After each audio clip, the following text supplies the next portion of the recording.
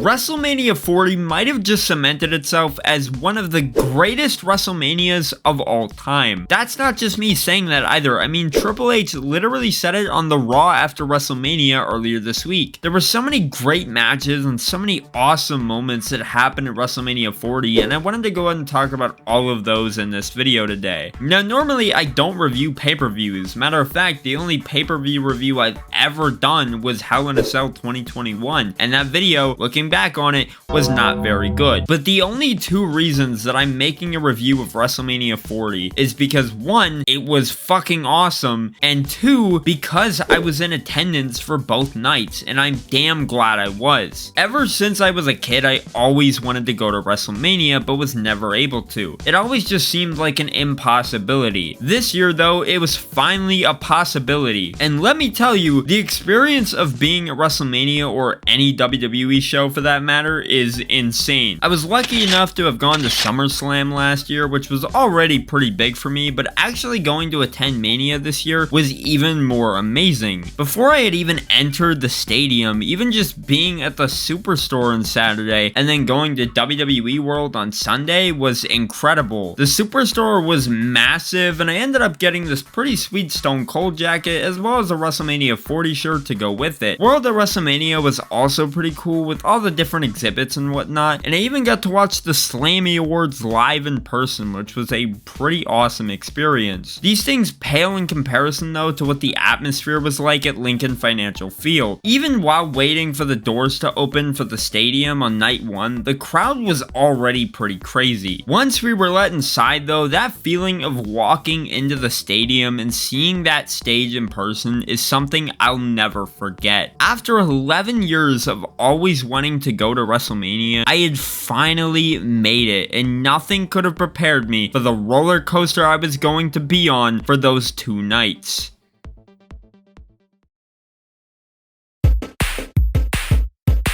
Rhea Ripley and Becky Lynch was the opening match for night 1, and honestly, I don't know how to feel about this match. I thought it was very predictable. Obviously, Rhea was going to retain, but it was still pretty fun regardless, and Rhea got yet another WrestleMania moment. Seeing her beat Becky Lynch was really cool, and at this point in her career, I really don't think she needs it. She's kind of ran through everybody at this point, but still, it made Rhea look dominant, and that's what WWE's trying to do, and they succeeded at that. Also, Rhea's live entrance with Motionless in White was pretty cool. The next match was the 6-pack ladder match, and when I say this match was awesome, no pun intended because Miz was in this match, I mean it. Ladder matches at WrestleMania are usually pretty good, but this match was just super chaotic, in a good way of course. From JD McDonough going through 2 tables outside the ring to R-Truth finally getting his big moment at WrestleMania, everything about this match was great. The next match was Rey Mysterio and Andrade versus Dominic Mysterio and Santos Escobar. This match was just okay in my opinion. I really do feel like Rey and Carlito should have teamed up for this match. It was also awesome getting to see Rey Mysterio live at WrestleMania, but this match was missing something. Because Carlito wasn't teaming with Rey Mysterio, I think everyone expected Carlito to turn on Rey during or after the match, but instead we got Lane Johnson and Jason Kelsey of the Philadelphia Eagles helping out Rey and Andrade to pick up the win. It was a pretty cool moment, but the crowd reaction if Carlito had turned on Rey would have been insane. Now it's time to talk about what could have been one of the best matches on the card, Jimmy Uso versus Jey Uso. This was a story 1 year in the making after Jimmy betrayed Jey at SummerSlam last year. But here's the thing, they waited a year for this match and did absolutely nothing with the build. It didn't help that Jey was on Raw and Jimmy was on SmackDown during all this too. So come time for WrestleMania, all of a sudden they're building this rivalry between them with nothing else fueling it other than the fact that Jimmy screwed Jey over a year ago. Other than the pretty lackluster build, the match went pretty much how you would expect a match between these two to go. Super kicks galore over and over again. Jey ended up picking up the win, which of course is gonna happen happen, and while that's cool, it just left me wishing that this match would have had some sort of stipulation to it. Moving on to the 6-women tag team match, which is Bianca Belair, Naomi, and Jade Cargill versus Dakota Kai, Asuka, and Kairi Sane. Jade, Bianca, and Naomi had a pretty cool entrance coming down on an elevated platform of some sorts. The actual match though was just your average 6-person tag match, but honestly I feel like this match only existed so Jade could have her time to shine at Mania. If that's all this match was on the card for, then it did its job because Jade looked damn good in this match. After this was Gunther versus Sammy for the Intercontinental Championship, and honestly I wasn't sure what to think going into this match. I honestly figured Gunther was going to retain, but Sammy managed to hit a brainbuster onto the turnbuckle, which looked absolutely devastating by the way, then followed it up with a haluva kick, went for the cover, 1, 2, 3, and just like that, Sammy was the new IC champion. This was such a cool moment, and I'm so glad I was there to witness it. I know there was a lot of people saying Chad Gable deserved the title, and while I do agree, Sammy has lost a lot of momentum recently, and him winning the IC title gives him that momentum back. All I have to say though is I can't wait for Sammy versus Gable next week on Raw.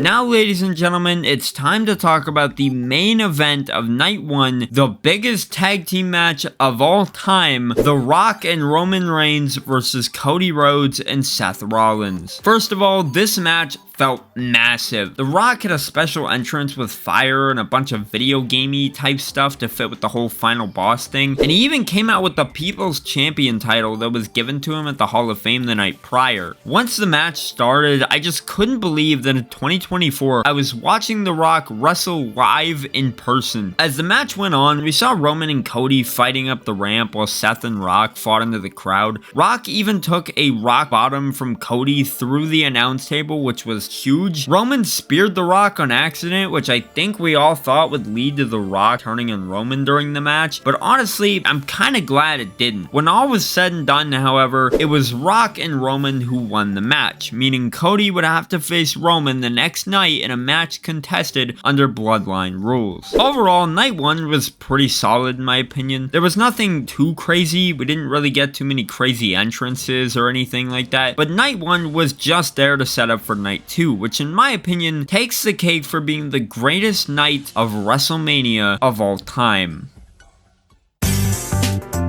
Night 2 of WrestleMania saw Stephanie McMahon making her return, which I don't think any of us were expecting. Yeah, she made an appearance at the Hall of Fame, but this was her actually coming out and being a part of the show. Stephanie did an awesome job at getting all of us hyped up for night 2 though, and trust me, after night 1, where we all just about froze to death and could barely cheer or anything, we really needed that. Drew and Seth kicked off night 2, both having spectacular entrances. CM Punk was on commentary as well, which made the match feel even more special, and in terms of the actual match itself, it was nothing short of awesome. Drew hit a Claymore right off the bat, which was pretty surprising, and just when it looked like we were about to get a repeat of Sheamus versus Daniel Bryan at Mania 28 though, Seth kicked out at 2 and the match continued. Later in the match, Seth would hit a pedigree to Drew outside of the ring, and for a while it looked like Seth would win. Eventually, Drew would hit a Claymore inside of the ring to Seth. He would go for the cover, 1,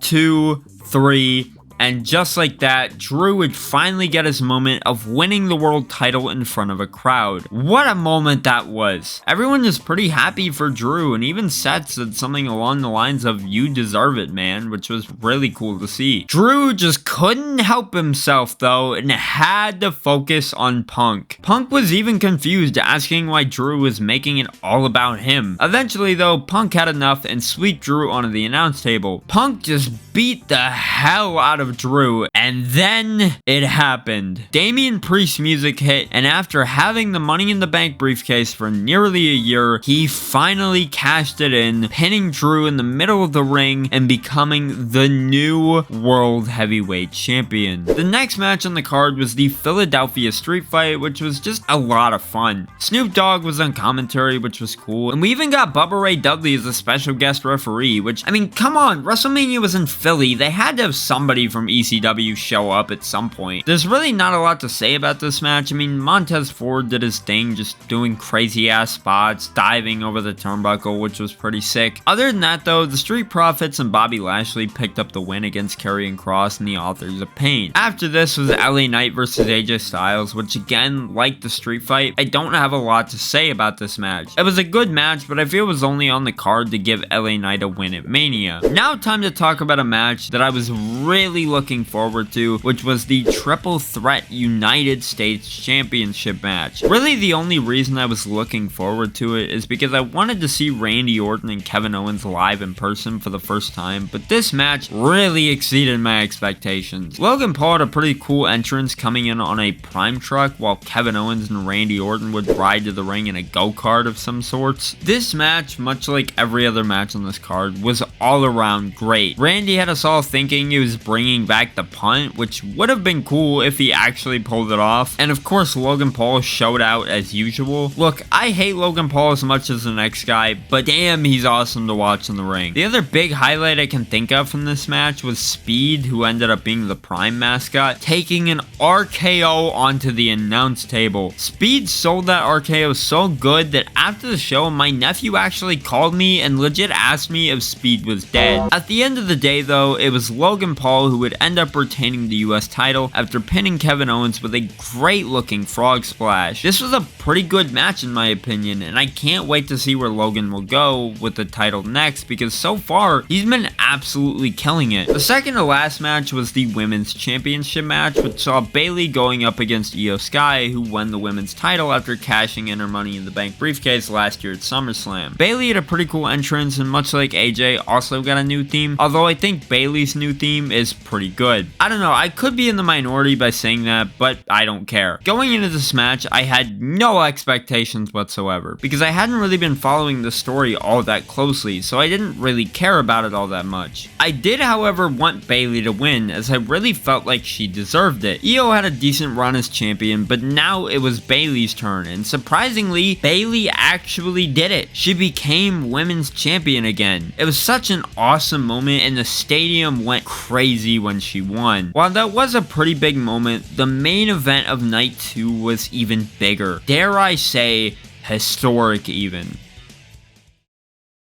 Roman Reigns versus Cody Rhodes, a rematch 1 year in the making. After Cody lost at last year's WrestleMania, Cody was back with a vengeance. He won the Royal Rumble this year and was ready. Going into this match, I think we all knew it was going to be big, but I don't think any of us knew just how big it was truly going to be. Right off the bat, Cody's entrance was a work of art. The dramatic music playing at the start with the flags waving on the screens as Cody rose up from the ground with a badass looking mask made for one hell of a visual. Brandy Rhodes even made an appearance, and the pop she got was insane. After Cody made his way to the ring, it was Roman's turn, who had a live choir and orchestra play his theme as he walked out. Both Roman and Cody's entrances made this match feel like a clash of two titans or something. Now once the match started, that was when things got even better. I don't think there was ever a single dull moment in this match. Cody and Roman went out there and just had one of the greatest matches in WrestleMania history, maybe even in the history of professional wrestling as a whole. During the match, Cody got super kicked by Jimmy Uso, and out came Jey Uso to save the day, and this was when the match really cemented itself as legendary. Jimmy and Jey battled up the ramp, only for Jey to spear Jimmy right off the side of the fucking ramp. Just like that, Jimmy Uso had been written off. The Bloodline shenanigans weren't over though, because while Cody was setting up for a third crossroads to Roman Reigns in almost the exact same way as what happened at WrestleMania 39, Solo Sikoa came out and hit Cody with a Samoan spike. Solo and Roman would proceed to just dominate Cody. Roman goes for the cover on Cody, and just when you thought that was it, Cody manages to kick out at 2, leaving Solo completely shocked. After that, Solo is left standing in the ring, probably trying to figure out what he could do next to help Roman out, and then all you hear is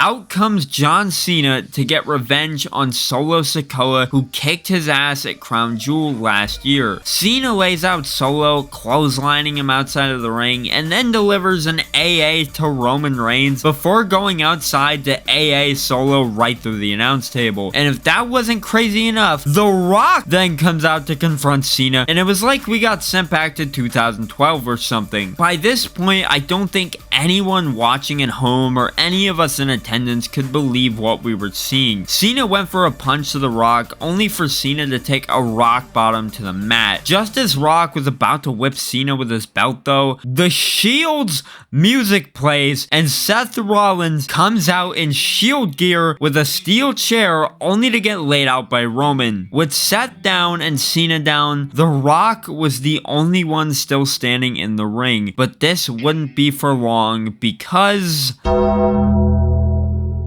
out of absolutely nowhere, The Undertaker appears like the ghost of WrestleMania or something and delivers one hell of a chokeslam to The Rock. The match would ultimately come to an end when Roman picked up the steel chair that Seth was carrying and hit Seth in the back like Seth did to him in 2014, finally getting his revenge after 10 years when Seth broke up the Shield. This, however, would cost Roman, as Cody was able to take advantage and hit Roman with 3 crossroads. With Roman down, Cody went for the cover. 1, 2, 3.